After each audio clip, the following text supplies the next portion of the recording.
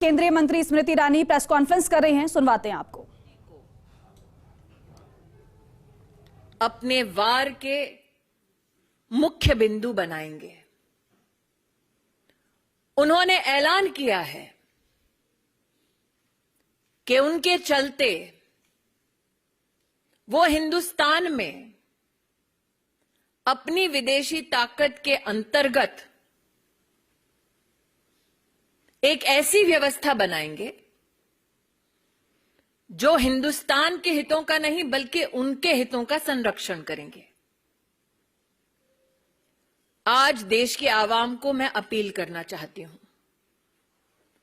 चाहे आप व्यक्ति हो, चाहे आप संगठन हो, चाहे आप राजनीतिक दल हो, हिंदुस्तान ने वर्षों वर्ष तक एक लोकतांत्रिक व्यवस्था में अपनी सरकार को चुना है। जॉर्ज सोरोस का ये ऐलान कि वो हिंदुस्तान में मोदी को झुका देंगे, हिंदुस्तान की लोकतांत्रिक ढांचे से चुनी हुई सरकार को ध्वस्त करेंगे, उसका मुंहतोड़ जवाब हर हिंदुस्तानी को देना चाहिए। यह हम सबको ज्ञात है कि जब विश्व में इस बात की चर्चा थी कि कोविड में हिंदुस्तान का क्या हश्र होगा, तो प्रधानमंत्री मोदी ने 80 करोड़ नागरिकों की खाद्य सुरक्षा की दृष्टि से हर गरीब तक अनाज पहुंचाया। जब विश्व में यह चर्चा थी कि कोविड में हिंदुस्तान वैक्सीन और दवाई की दृष्टि से अपना संरक्षण कैसे कर पाएगा, तब प्रधानमंत्री मोदी जी के नेतृत्व में 200 करोड़ वैक्सीन की डोजेज न सिर्फ हिंदुस्तानियों को मिली मुफ्त, बल्कि साथ ही 160 देशों की सहायता हिंदुस्तान ने की।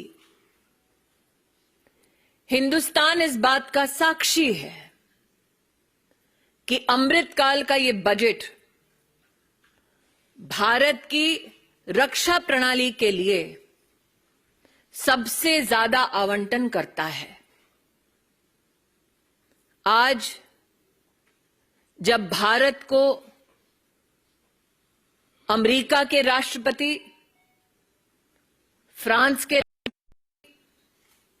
इंग्लैंड के प्रधानमंत्री आभार व्यक्त करते हैं कि उनके देशों में हिंदुस्तान और हिंदुस्तानियों की वजह से आज आर्थिक संबंध और मजबूत हो रहे हैं, जब भारत विश्व की 5वीं सबसे बड़ी अर्थव्यवस्था बनकर उभर रही है, ऐसे में हिंदुस्तान के लोकतांत्रिक ढांचे में हस्तक्षेप करने का ऐलान करने वाले जॉर्ज सोरोस को एक स्वर में हम जवाब दें कि लोकतांत्रिक परिस्थितियों में लोकतांत्रिक ढांचे से चुनी गई हिंदुस्तान की सरकार और हिंदुस्तान के प्रधान सेवक नरेंद्र मोदी ऐसे गलत इरादों के सामने सर नहीं झुकाएंगे। जब जब हिंदुस्तान को चुनौती दी गई, हमने विदेशी ताकतों को पहले भी हराया है, आगे भी हराते रहेंगे।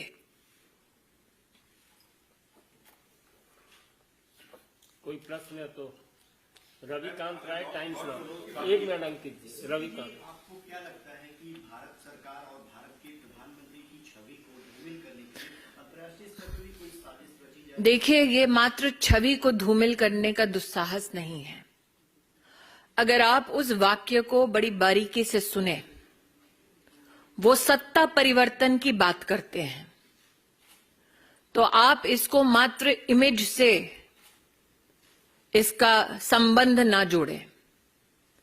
हिंदुस्तान की लोकतांत्रिक व्यवस्था को ध्वस्त करने का ऐलान किया गया है। अंकित गुप्ता, एबीपी।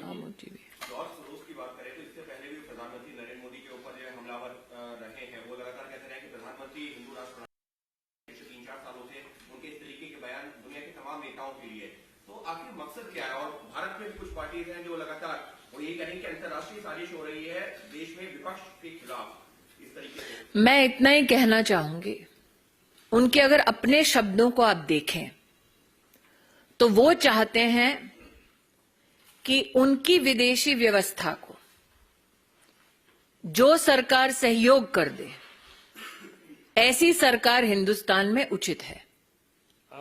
नरेंद्र मोदी जी का बार बार और हिंदुस्तानियों का बार बार ये कथन रहा है कि हमारी सरकार हमारे हितों का संरक्षण करेगी, हमारी सरकार हमारी व्यवस्थाओं को सुदृढ़ करेगी और हम ह्यूमन सेंट्रिक ग्लोबलाइजेशन में विश्वास करने वाले देशवासी हैं।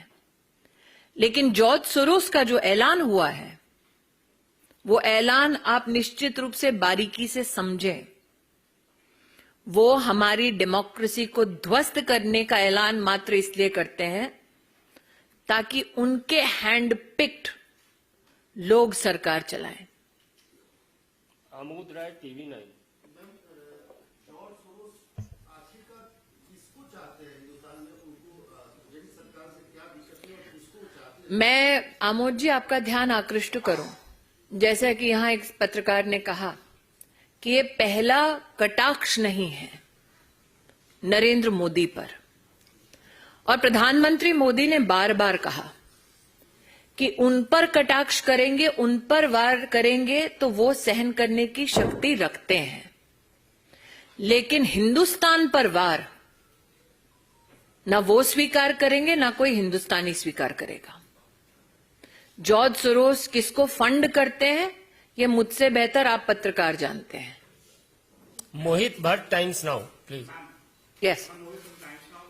There is a pattern in which George Soros speaks. Earlier also he tried to interfere in the internal affairs of our country. Where speaking 2 years ago, he stated that PM Modi has cumulative restrictions on people of Kashmir. He talked about that how the government is trying to take over the citizenship, and now he says that Adani vote will bring the downfall of PM Modi.